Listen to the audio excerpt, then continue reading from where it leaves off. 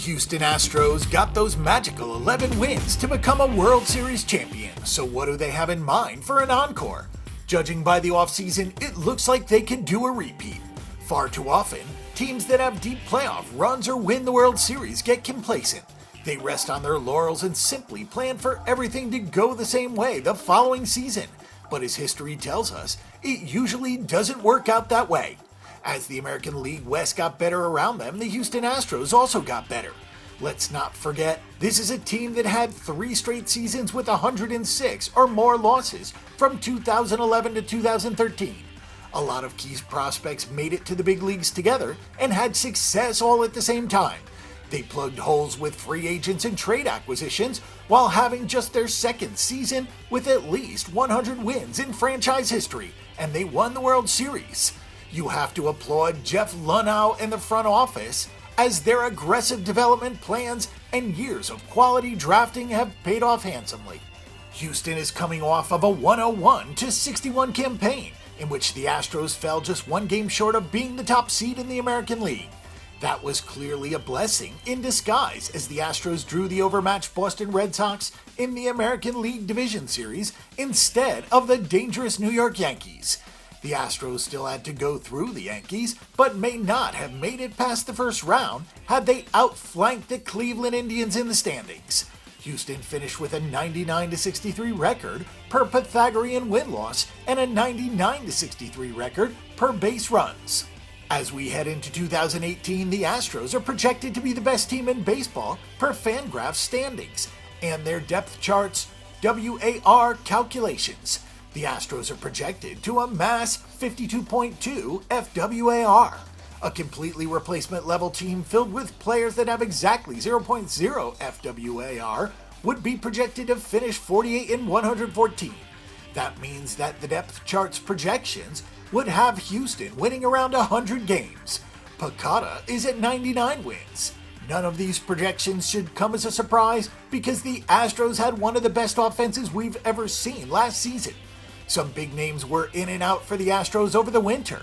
The trade for Garrett Cole came at a cost of Colin Moran, Michael Feliz, and Joe Musgrove, but he is an upgrade in the rotation for this season and a safety net if an extension cannot be reached with Dallas Keuchel.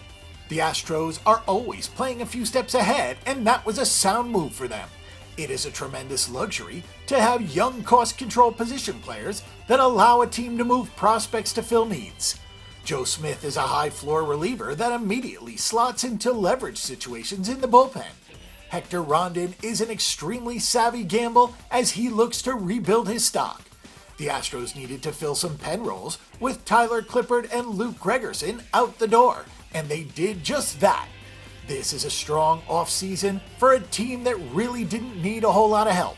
The American League West is better this season. The Angels have a full season from Shohei Ohtani and Justin Upton.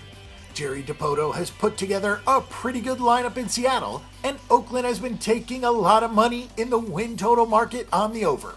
The Astros were the only team above 500 in the National League West and got to play 129 of its 162 regular season games against teams that had records below 500. That probably will not happen again this season. The Astros were 18-15 against teams with winning records. They should face some stiffer competition this season. The Astros also drew a really poor National League East in interleague play and went 12-1 against the Braves, Marlins, Mets, and Phillies. They did lose 2 of 3 to the Nationals. We're going to give a pretty strong endorsement on the under on this win total, simply because asking a team to win 98 games to go over the total is ludicrous. If any team can do it, it is the Houston Astros. Houston was more than 60% of the way to this total in the first half of the year. They are a great team and have no weaknesses. That said, we've seen a lot of great teams with no weaknesses comfortably win divisions and not win 98 games. The American League West is a lot better this season, with a more stable bunch in Oakland, some noteworthy additions in Anaheim, and a Seattle offense that is quite good. Last year, the Astros were the only team above 500 in the American League West. At least one other team will be this season, and a third would not be a surprise. Another factor is that the World Series hangover is real. Going from the adrenaline of the playoffs to the doldrums of the regular season is hard. In 2017, the Indians had to win 22 in a row to get out of their funk, and the Cubs never challenged their win total line. It is not easy to play .605 baseball over the course of 6 months, and that's what Houston is being asked to do. Last year, 3 teams won over 97.5 games. In 2016, only 2 did. From 2013 to 2015, only 1 per season won 98 plus. In 2012, not even 1 team got 98 wins, and in 2011, just 1 team did. We're not saying it couldn't happen, as this team could very well repeat as champions, but we don't see this team winning 98 games given all of the factors involved. For more information and statistics on this event and every other sporting event this week, check out bangthebook.com.